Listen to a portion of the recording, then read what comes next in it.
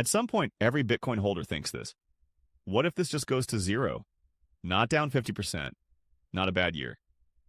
Zero. Actually, zero. Most people never say it out loud. It feels like admitting you are not sure about the thing you just put money into. But it is a legitimate question, and it deserves a real answer. I'm Sats, and this is episode 6 of questions I was too embarrassed to ask. Let's keep it simple. Let's start by taking the question seriously, because most Bitcoin content handles this one of two ways. Either it dismisses the question entirely, which is not honest, or it becomes defensive, which is not useful. Neither helps you think clearly about the actual risk. So, could Bitcoin go to zero? In theory, yes, no asset is guaranteed. Bitcoin has no government backing it, no physical commodity underlying it, no company that can step in and prop up the price. If enough people simultaneously decided Bitcoin had no value and stopped participating, the price would fall. That is true. It is worth acknowledging.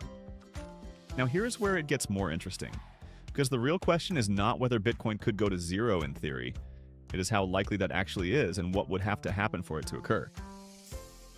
Bitcoin has been declared dead over 500 times by media outlets, analysts, and commentators since it was created. There is a website that has tracked every single obituary. After every major crash, after China banned it, after major exchanges collapsed, after regulatory crackdowns, the declaration came that it was finally finished. And every time it recovered. Not because of luck, because the underlying network kept running and people kept finding it useful. That track record does not guarantee the future, but it is evidence worth weighing. Here is what would actually have to happen for Bitcoin to go to zero. The network itself would have to fail or be abandoned. That means every node operator, every miner, every developer, every holder in every country simultaneously deciding to stop. Not just a crash in price, a complete and permanent abandonment of the protocol by everyone involved. Given that Bitcoin now has institutional holders, sovereign wealth funds, and government treasuries involved, the coordination required for that kind of collapse is genuinely difficult to imagine. Alternatively, a fundamental technical flaw could be discovered that broke the cryptography, something that made the private key system vulnerable or the blockchain itself compromised. Cryptographers and security researchers have been scrutinizing Bitcoin's code for 15 years. No such flaw has been found. That does not mean one cannot exist. But the longer the code runs without a critical vulnerability, the more confidence that evidence provides. A third scenario is regulatory, a globally coordinated government crackdown that made Bitcoin effectively unusable in every major economy simultaneously. We covered this in the government ban episode. The short version is that this level of coordination has never happened for anything, and would require geopolitical agreement that does not currently exist. Now here's the honest part, the part most people actually need to hear. The scenario where Bitcoin goes to zero is not impossible, but it is the tail risk, not the base case.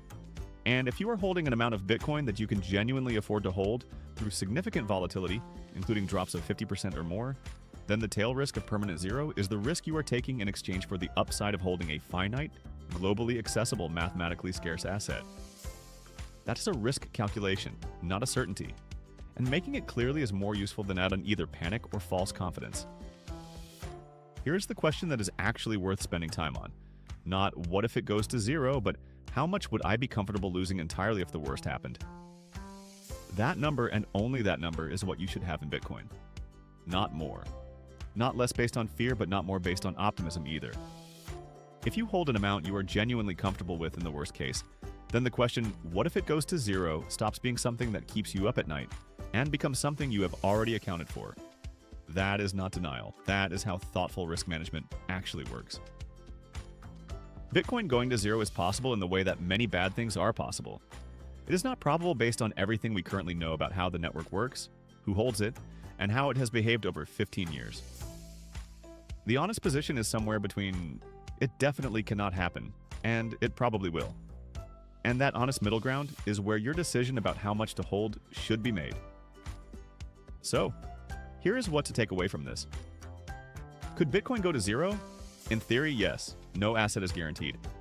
For it to actually happen, the network would need to be completely and permanently abandoned, a critical cryptographic flaw would need to be discovered, or a globally coordinated crackdown would need to make it unusable everywhere simultaneously.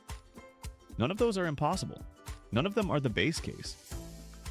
Bitcoin has survived over 500 declared deaths, multiple 90% crashes, exchange collapses, and government bans. Each time the network kept running. The right question is not, what if it goes to zero? It is how much am I comfortable holding if it did. Only hold what you would be genuinely fine losing in the worst case. That is not pessimism. That is how you make a decision you can actually live with. If you are still figuring out whether Bitcoin is right for you and how much you should consider holding, the video on whether it is too late to buy Bitcoin covers the thinking framework that actually helps with that decision. Watch that next. Stack smart, stay curious. See you in the next stack.